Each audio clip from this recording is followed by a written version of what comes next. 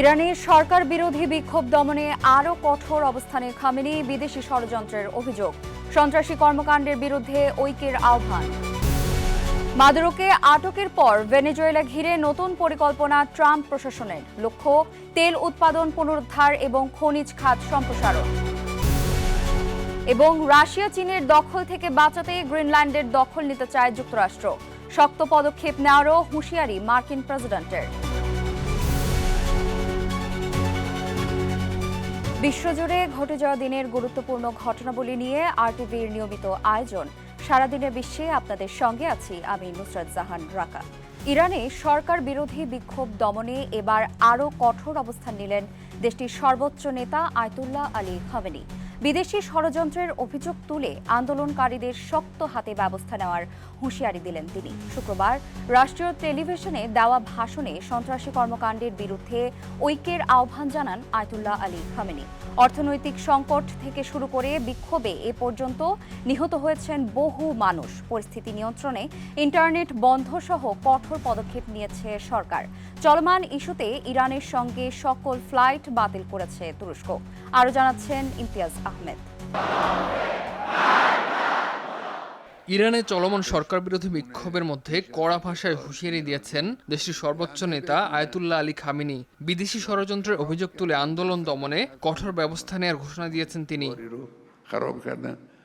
দেশজুড়ে চলমান বিক্ষোভের মুখে ঐক্যের আহ্বান জানিয়েছেন ইরানের সর্বোচ্চ এ নেতা। শুক্রবার রাষ্ট্রীয় টেলিভিশনে দেওয়া ভাষণে এই বিক্ষোভকে সন্ত্রাসী কর্মকাণ্ড হিসেবে বর্ণনা করেন তিনি। খামেনি দাবি করেন এ আন্দোলনের পেছনে রয়েছে বিদেশি শক্তি, বিশেষ করে যুক্তরাষ্ট্র। হুঁশিয়ারি দিয়ে তিনি বলেন, ইরানের সরকার কখনোই বিদেশিদের ভাড়াটে দালালদের সহ্য করবে না। এ সময় তিনি মার্কিন প্রেসিডেন্ট ডোনাল্ড ট্রাম্পের স্বার্থে কাজ করার জন্য বিক্ষোভকারীদের অভিযুক্ত করেন। ট্রাম্পের বিরুদ্ধে ইরানিদের রক্তে হাত রঞ্জিত থাকার অভিযোগও তোলেন খামেনি। যদিও প্রেসিডেন্ট মাসুদ পেজেশকিয়ান বিক্ষোভকারীদের সংযম দেখানোর আহ্বান জানান এবং প্রকৃত অভিযোগ শোনার কথা বলেন, তবে সরকারের অন্যান্য মহল স্পষ্ট করে জানিয়েছে বিদেশি শক্তির সমর্থন পাওয়া আন্দোলনের ক্ষেত্রে কোনো ছাড় দেওয়া হবে না। অর্থনৈতিক সংকট থেকে গত ২৮ ডিসেম্বর মূলত ওই বিক্ষোভের সূত্রপাত। তেহরানের ব্যবসায়ীরা দেশটির মুদ্রা রিয়ালের বড় দরপতনে ক্ষুব্ধ হয়ে এদিন রাস্তায় নামেন। বিক্ষোভ দমনে বৃহস্পতিবার ইন্টারনেট সংযোগ বন্ধ করে দেয় সরকার। শুক্রবারও বন্ধ রয়েছে ইন্টারনেট ও ফোন সেবা। একই সঙ্গে বাতিল করা হয় আন্তর্জাতিক ও অভ্যন্তরীণ ফ্লাইট। তবে সামাজিক মাধ্যমে ছড়িয়ে পড়া ভিডিওতে রাজধানী তেহরান সহ বিভিন্ন শহরে আগুন জ্বালিয়ে সরকার বিরোধী স্লোগান দিতে দেখা গেছে। ইরানের রাষ্ট্রীয় গণমাধ্যমের দাবি, যুক্তরাষ্ট্র ও ইসরায়েলের সন্ত্রাসী এজেন্টরা অগ্নিসংযোগ ও সহিংসতা ছড়িয়েছে। এরই মধ্যে মার্কিন প্রেসিডেন্ট ডোনাল্ড ট্রাম্প হুঁশিয়ারি দিয়ে বলেছেন, ইরান সরকার যেন বিক্ষোভকারীদের হত্যা না করে, তাহলে ইরানকে ভয়াবহ মূল্য দিতে হবে। এদিকে ইরানের স্বঘোষিত ক্রাউন প্রিন্স রেজা পাহলভি আরও বড় আন্দোলনের ডাক দিয়েছেন। বিশ্লেষকরা বলছেন, রেজা পাহলভির এ আহ্বান আন্দোলনে নতুন গতি এনেছে। ইমতিয়াজ আহমেদ, আরটিভি। এদিকে ইরান জুড়ে নিত্য প্রয়োজনীয় পণ্যের মূল্য বৃদ্ধি ও মুদ্রার ভয়াবহ অবমূল্যায়নের জেরে আবারও উত্তাল রাজপথ। দোকানের তাকের পণ্যের দাম একদিনও স্থির থাকছে না। এই অর্থনৈতিক চাপই নতুন করে রাস্তায় নামতে বাধ্য করছে হাজারো ইরানিকে। বিস্তারিত আরাফাত ইয়াসারের রিপোর্টে। ইরান জুড়ে বাড়ছে অসন্তোষ, আকাশছোঁয়া মূল্য বৃদ্ধি আর রিয়ালের রেকর্ড অবমূল্যায়নে নিত্যদিনের বাজার করাই এখন অনেক পরিবারের জন্য অসম্ভব হয়ে উঠেছে। যে আন্দোলন শুরু হয়েছিল অর্থনৈতিক ধর্মঘট হিসেবে, সেটি এখন রূপ নিচ্ছে রাজনৈতিক নেতৃত্বের বিরুদ্ধে বিস্তৃত ক্ষোভে।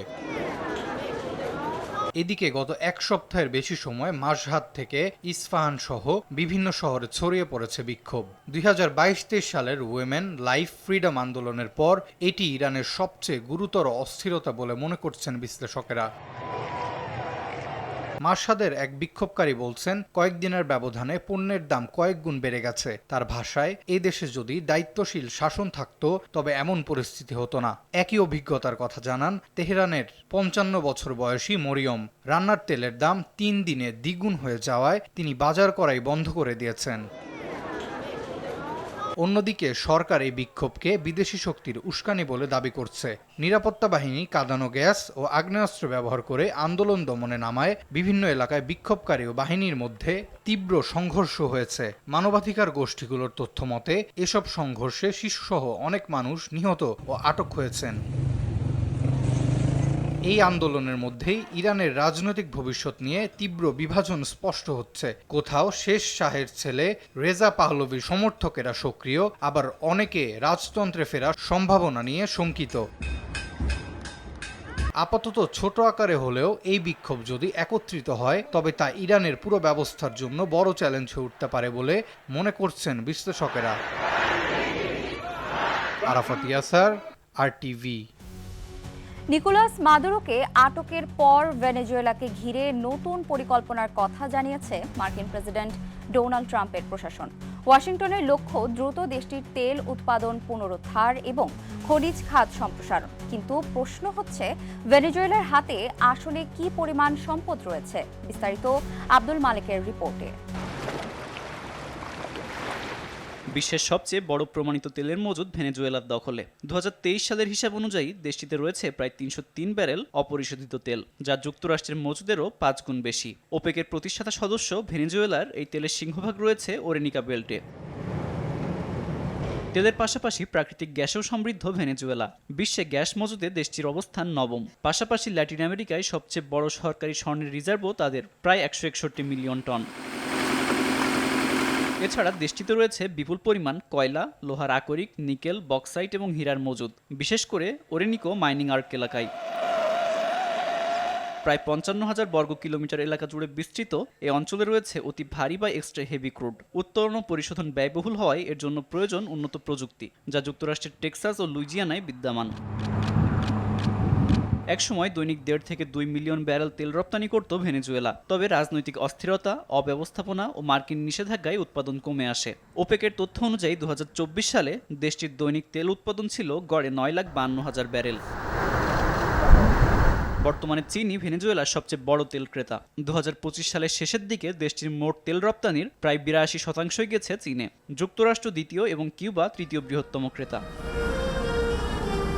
বিশ্লেষকদের মতে বিপুল সম্পদের এই ভান্ডারই ভেনেজুয়েলাকে নতুন করে বিশ্ব শক্তি কৌশলগত লক্ষ্যবস্তুতে পরিণত করেছে, যার ভবিষ্যৎ নির্ভর করছে রাজনৈতিক স্থিতিশীলতা ও আন্তর্জাতিক সম্পর্কের গতিপথের উপর। আব্দুল মালেক, RTV। রাশিয়া ও চীনের দখল থেকে বাঁচাতে যে কোনো উপায়ে গ্রিনল্যান্ডের দখল নিতে চায় যুক্তরাষ্ট্র। শুক্রবার এক সংবাদ সম্মেলনে এই কথা জানান মার্কিন প্রেসিডেন্ট ডোনাল্ড ট্রাম্প। তিনি বলেন, সুরক্ষার জন্য রাষ্ট্রের মালিকানা থাকতে হয়, তাই রাশিয়া বা চীন দখল করে নেওয়ার আগে গ্রিনল্যান্ডকে নিজ মালিকানায় নিয়ে সুরক্ষিত রাখার কথা উল্লেখ করেন ট্রাম্প। বিষয়টি সহজে না হলে শক্ত পদক্ষেপ নেওয়ারও হুঁশিয়ারি দিয়েছেন মার্কিন প্রেসিডেন্ট। গ্রিনল্যান্ড বর্তমানে ন্যাটোভুক্ত দেশ ডেনমার্কের আধা স্বায়ত্তশাসিত অঞ্চল। তাদের কাছ থেকে ভূখণ্ডটি কিনে নেওয়ার কথাও জানিয়েছিলেন হোয়াইট হাউস। আর এরই সাথে শেষ করছি সারাদিনের বিশ্ব। RTVর সাথে সংযুক্ত থাকুন, মতামত জানান RTVর সামাজিক যোগাযোগ মাধ্যমগুলোতে।